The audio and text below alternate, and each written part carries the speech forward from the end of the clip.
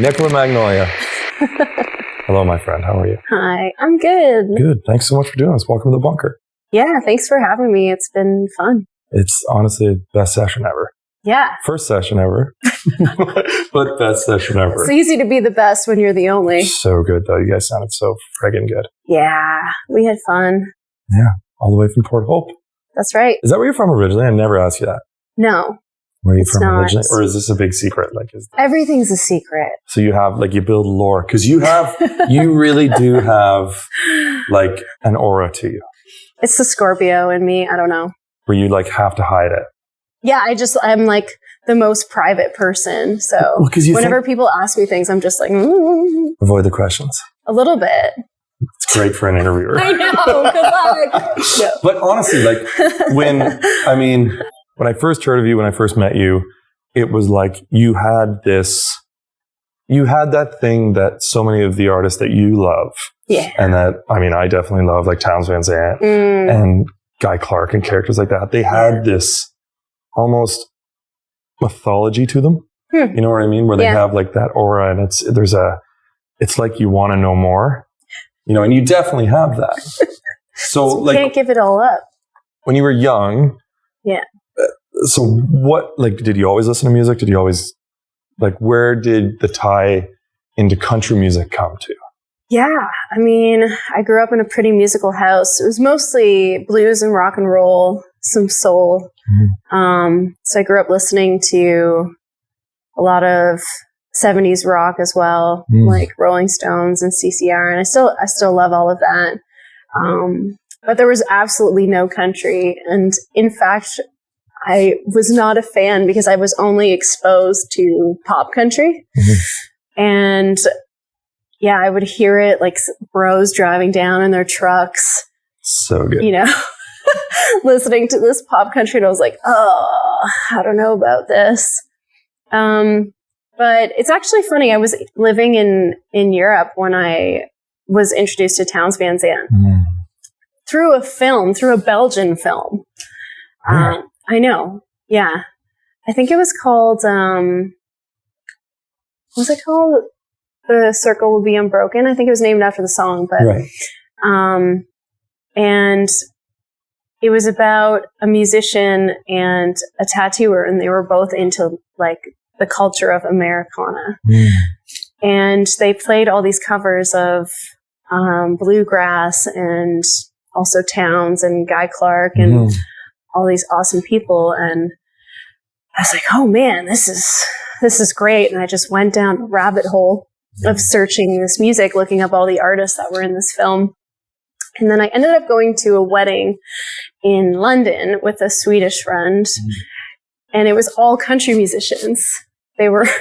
Everyone there was a country singer. Well, we talked about that. England has a great country music scene. Yeah, it does. And so I really kind of fell in love with country when I moved to England and was surrounded by country music. And this wedding party sang If I Needed You a cappella in an old English cathedral. And that was it for me. I was like, okay, I'm in. This is it. This is it. That'll do it for sure. Yeah, and I never looked back after that. After that, I was just always looking for records and spent every night going to different pubs in London looking for live country music. And when I got back to Canada, I just started writing and playing, and here we are now. It's amazing. And it's funny you mentioned tattooing because you are obviously a tattoo artist. Yeah. Which is amazing. Full circle. It is full circle. I know. And I wasn't tattooing then. I was a painter. It almost feels like it's written, but it's not. I know you, but I know this is true, but you honestly have that mythological country story. You know what I mean? It has that it's wild to it. The whole thing's been crazy. Yeah. Well, you shot up. I remember your first gig, and then all of a sudden you were every day gigging and tattooing during the day. Yeah. So was it, I remember you put on your own gig in Port Hope. It was my first band show. It was my first time playing with a band. Unbelievable. Ever. It was in May. And that was your record? Yeah, it was release. My record release party. Yeah. Well, I wrote this record in 2018 and then recorded it during the pandemic. And so once things kind of lifted and were happening again, I was like, well, I guess I should probably play the record for people to hear. Like I should probably perform it. But I hadn't ever played with a band. And I hadn't played the songs for anybody but, the people that were on the record. Which was a total different experience of playing the songs and having them come alive in the studio rather than now I write songs and we work it out live on stage. So it was like such a different dynamic. But yeah, that show at the Ganny in Port Hope was my first kind of real show. I love that. And now you did the record. I want to talk a bit about that just because, it's such a good record. Yeah, like it's an album. Yeah. There's compilations of songs and then there's albums. You know what I mean? And this is an album. Yeah. And, listen to it. You did it with Jimmy Bolskill. That's right. Yeah. From Blue Rodeo Sheepdogs. Yeah. And you had members Kathleen Edwards Band. Yeah. And playing on it. Oh yeah. Like all-star team. It's unbelievable. I know. But, listening to it, it had this real, it felt like here was the foundation and then it just let you soar. Because your voice is amazing. Oh, thank you. Right. And where did that, are you trained? Are you a trained singer or just? No, I feel like I'm still finding my voice actually, because it's funny for me to listen back to the record. I hadn't sang live before. I recorded the album before I had ever performed. So I feel that, now that you're out there and you're gigging for 4 hours a night, and I think my voice has changed a little bit. I think my range has expanded. I think I'm just more comfortable in my own skin. I'm kind of just figuring out who I am as a musician and as a singer.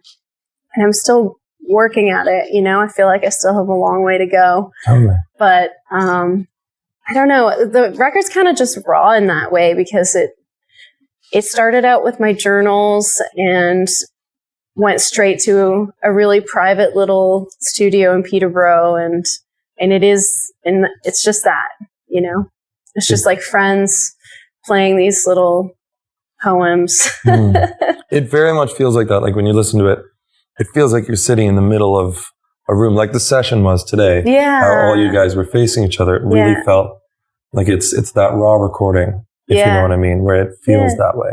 Well, Broken Lonesome was recorded that way. It was recorded live and just exactly like that, just sitting around in a circle. And we had recorded the bed tracks and it was a bit heavier than I wanted. And it's such a tender song. And I just wanted it to be acoustic and stripped down. So we re-recorded it just live and that was it. We were like, okay, this is it.